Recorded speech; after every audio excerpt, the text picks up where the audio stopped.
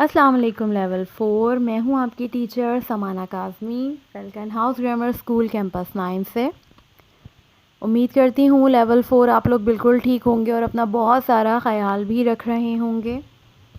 تو لیول 4 آج جو ہم لوگ اپنا نیا عنوان شروع کرنے جا رہے ہیں وہ قواعد پر مبنی ہے، جو کہ آپ کے سبق حکایات سعدی کی مشقوں میں موجود ہے، صفحہ نمبر 115 اور 116 پر. تو آج جس قواعد کی وضاحت کی جا رہی ہے وہ ایک تو ہے اسم نسبتی اور دوسرا ہے جملوں کی اقسام. تو آج ہم ان دونوں قواعد کی وضاحت کریں گے. شروع کرتے ہیں وضاحت قواعد کی. سب سے پہلے تو اسم نسبتی صفحہ نمبر 115 پر. اسم نسبتی، اسم نسبتی کیا ہوتا ہے؟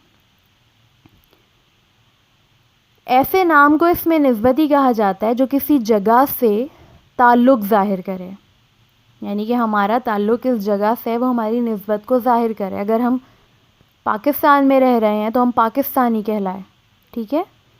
پاکستان سے یہ ہمارا تعلق ظاہر کر رہا ہے، اس میں نسبتی کہلایا.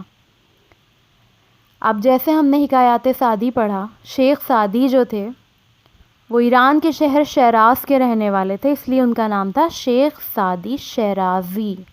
تو شیرازی جو تھا وہ شیراز شہر کی نسبت سے انہیں ملا، اسی لیے ان کا نام شیخ سعدی شیرازی پڑھا، ٹھیک ہے؟ تو اسی طریقے سے وہ نام جو کسی جگہ سے تعلق ظاہر کرے اس میں نسبتی کہلاتا ہے.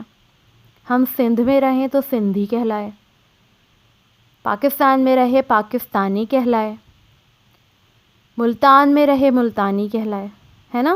تو یہ تمام چیزیں جو ہماری نسبت کو واضح کر رہی ہیں اور اس میں نسبتی کہلائیں. اب آ جائیے مشق نمبر 3 شروع کرتے ہیں. اب آپ ان سے اس میں نسبتی بنائیں. پہلا لفظ ہے پہاڑ، تو پہاڑی. آپ لوگوں نے سنا ہوگا نا، عید پر کچھ بکرے ہوتے ہیں جنہیں ہم کہتے ہیں یہ پہاڑی بکرا ہے. تو وہ ان علاقوں سے آتے ہیں جہاں پر پہاڑ ہوتے ہیں، ٹھیک ہے؟ ناردرن ایریاز سے وہ بکرے آئے ہوئے ہوتے ہیں، وہ الگ سے ہی نظر آتے ہیں ہم کو، انہیں ہم پہاڑی بکروں میں شامل کرتے ہیں. اسی طریقے سے اگلا لفظ ہے شہر. تو یہ شہری ہیں، جیسے فار ایگزامپل کچھ لوگ دیہاتوں میں رہتے ہیں تو وہ دیہاتی کہلائے. ہم شہر میں رہ رہے ہیں، ہم شہری کہلائے، ٹھیک ہے؟ اسی طریقے سے ایران، کوئی بھی انسان ایران سے آتا ہے وہ وہیں کا رہائشی ہے، وہیں پہ پیدا ہوا، وہیں پہ پڑھائی انہوں نے کی، تو وہ ہمارے شہر کراچی میں آئے تو ہم جب انٹروڈیوس کروائیں گے تو ہم کہیں گے دیکھیں ایرانی ہیں، یہ ایران سے آئے ہیں تو یہ ایرانی ہیں. اسی طریقے سے اگلا لفظ ہے جنگل، ٹھیک؟ پھر اس سے اگلا لفظ ہے ملتان، پھر اس سے اگلا لفظ ہے ملک، اس سے اگلا لفظ ہے دیہات، پھر اس سے اگلا لفظ ہے چین، اگلا لفظ ہے سمندر، اور پھر آخری مصر، ٹھیک ہے؟ تو کسی بھی شہر یا کسی ملک سے آنے والا انسان اسی کی نسبت سے، جیسے اگر بھارت سے آیا تو بھارتی کہلایا، پاکستان سے آیا پاکستانی کہلایا، ٹھیک ہے؟ تو اس طریقے سے آپ نے اس کو مکمل کرنا ہے. اب آ جائیے جملے کی اقسام پر. ہمارے پاس جملوں میں 2 قسمیں ہوتی ہیں، ایک ہوتا ہے مفرد، ایک مرکب. تو مفرد جملہ کیا ہوتا ہے؟ مفرد جملہ ہوتا ہے کسی ایک جملے کو مفرد جملہ کہتے ہیں. یعنی کہ میں سو رہا ہوں، میں کھا رہا ہوں، میں جا رہا ہوں، میں آ رہا ہوں، یاد کر رہا ہوں، ٹھیک ہے؟ میں کھانا کھا رہا ہوں. اس طریقے سے یہ ایک ہی جملہ ہے، یعنی کہ اس کے آگے کچھ بھی نہیں ہے، بس ایک جملے پہ مبنی ایک بات ہے. اور اسی طریقے سے اگلا مرکب، جملے کی دوسری قسم، 2 یا 2 سے زیادہ جملوں سے مل کر مرکب جملہ بنتا ہے.